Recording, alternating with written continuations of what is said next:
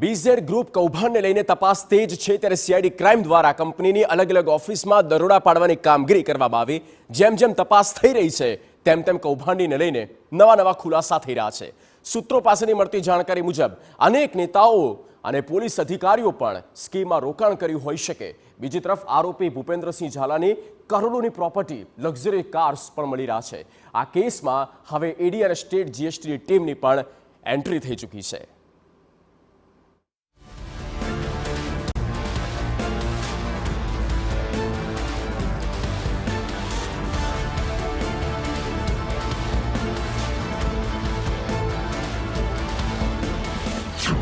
કૌભાંડીની કરતૂતનો પર્દાફાશ।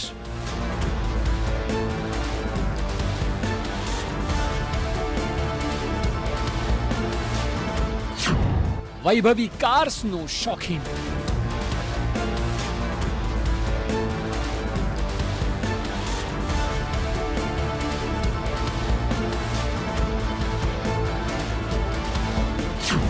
Farm house, કરોડોની જમીનનો માલિક।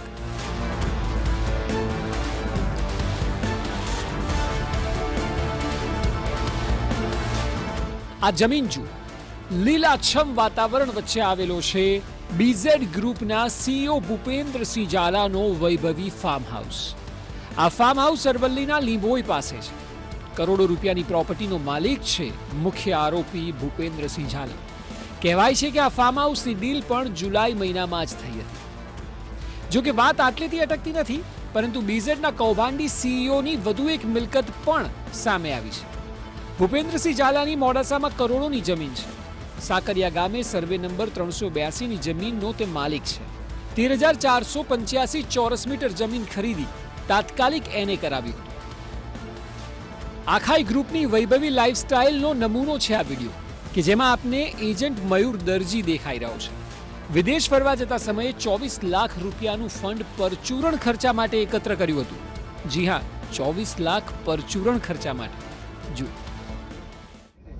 20 લાખ, 22 લાખ, 22 લાખ, 22,500, 20, 20, 20, 21, 2300, 400, 500,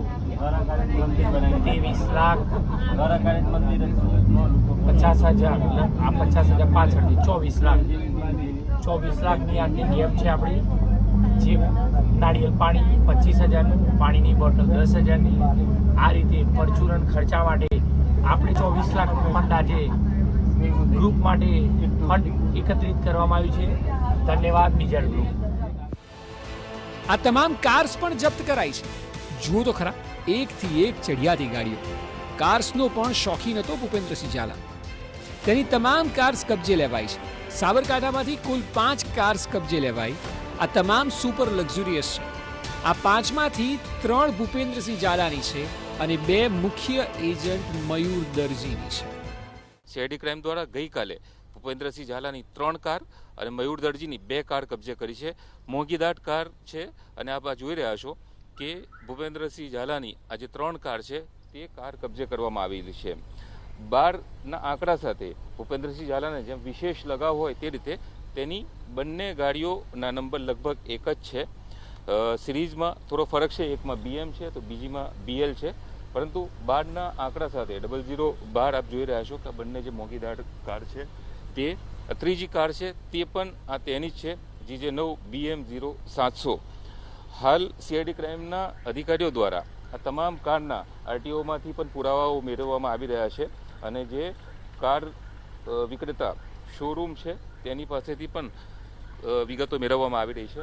આ 3 કાર છે તે ભૂપેન્દ્રસિંહ ઝાલાની છે, પરંતુ અન્ય જે 2 કાર છે, ફોર્ચ્યુનર કાર અને જે હેરિયર કાર, એ મયુર દરજીની છે, જેની ગઈકાલે ધરપકડ કરવામાં આવી હતી અને કોર્ટમાં રજૂ કરીને તેના 2 દિવસના રિમાન્ડ મેળવવામાં આવ્યા છે। આખાઈ કેસમાં તપાસ તેજ છે ત્યારે સીઆઈડી દ્વારા બીઝેડ ગ્રુપના સીએ ઋષિત મહેતાના ઘરે તપાસ હાથ ધરાઈ હતી। ઋષિત મહેતાની ઓફિસ અને ઘરે તપાસનો ધમધમાટ તેજ જોવા મળ્યો। આ સીએ પાસેથી અનેક ખુલાસાઓ થઈ શકે છે, કારણ કે કંપનીના તમામ કારનામાનો હિસાબ એક સીએ જ તો રાખતો હોય છે। બીજેડ ગ્રુપના જે મોટાભાગનું સંચાલનનું જે નાણાકીય વ્યવહારો સંભાળતો હતો તે ઋષિત મહેતા નામનો એક ચાર્ટર્ડ એકાઉન્ટન્ટ હતો. તે હિંમતનગર શહેરના પૂર્ણિમા ડેરી પાસેની એક બિલ્ડિંગમાં તે પોતાની ઓફિસ ધરાવતો હતો. ત્યાં ગલીમાં જ પોતાનું એક જૂનું મકાન હતું, ત્યાં તે સ્થાયી હતો. આ જૂનું મકાન જોઈ શકાય છે કે આ ઋષિત મહેતા ચાર્ટર્ડ એકાઉન્ટનું છે, પરંતુ હાલમાં 1 વર્ષમાં તેની વૈભવી લાઈફસ્ટાઈલ જે છે તે બદલાઈ ગઈ હતી. તે એકદમ સામાન્ય પરિવારમાંથી આવતો તે પ્રકારનો જણાતો હતો, પરંતુ 1 જ વર્ષમાં એટલે કે બીજેડ ગ્રુપના સંપર્કમાં આવ્યા બાદ તેના નાણાકીય વ્યવહારો સંભાળ્યા બાદ એકાએક જ તે વૈભવી લાઈફસ્ટાઈલથી જીવવા લાગ્યો હતો. મોંઘી દાટ કારો ફેરવવા લાગ્યો હતો અને તે મોંઘો દાટ બંગલો પણ બનાવવા માટેની શરૂઆત કરી હતી. આ દરમિયાન જ તેને જે પ્રકારે નાણાકીય વ્યવહારો કર્યા હતા, ખરીદી કરી હતી, બીજેડ ગ્રુપના જે આયોજનો હોય, ઇવેન્ટ હોય, તેના ઇવેન્ટના ખર્ચાઓ પણ તે કરતો હતો અને મોંઘી દાટ ચીજ વસ્તુઓની ખરીદી અને તેના બાંધકામ સહિતના તમામ જે વાતો જે છે તે ખરીદીની તે સંભાળતો હતો અને તેના કારણે મોટી આવક તેની અંદરથી કમિશન રૂપે થઈ રહી હતી. ઋષિત મહેતા પાસે એવા અનેક ખુલાસાઓ થઈ શકે છે કે જે બીજેડ ગ્રુપે રોકાણ કોના મેળવ્યા હતા, ક્યાં ખર્ચ કર્યા હતા, કેવા પ્રકારના ખર્ચ કર્યા હતા, આ તમામ સવાલના જવાબ ઋષિત મહેતા નામના વ્યક્તિ પાસેથી મળી શકે છે. આખા કેસને જોતા હવે બીઝેડ ગ્રુપની તપાસમાં ઈડીની એન્ટ્રી નક્કી છે. સીઆઈડી ક્રાઇમ દ્વારા બીઝેડ મામલે ઈડીને જાણ કરાઈ છે. સાથે સાથે સ્ટેટ જીએસટી વિભાગને પણ જાણ કરી દેવાઈ છે. ભૂપેન્દ્રસિંહ ઝાલા અને તેના પરિવારની સંપત્તિ અને તમામ બેંક એકાઉન્ટ પણ સીઝ કરવામાં આવશે.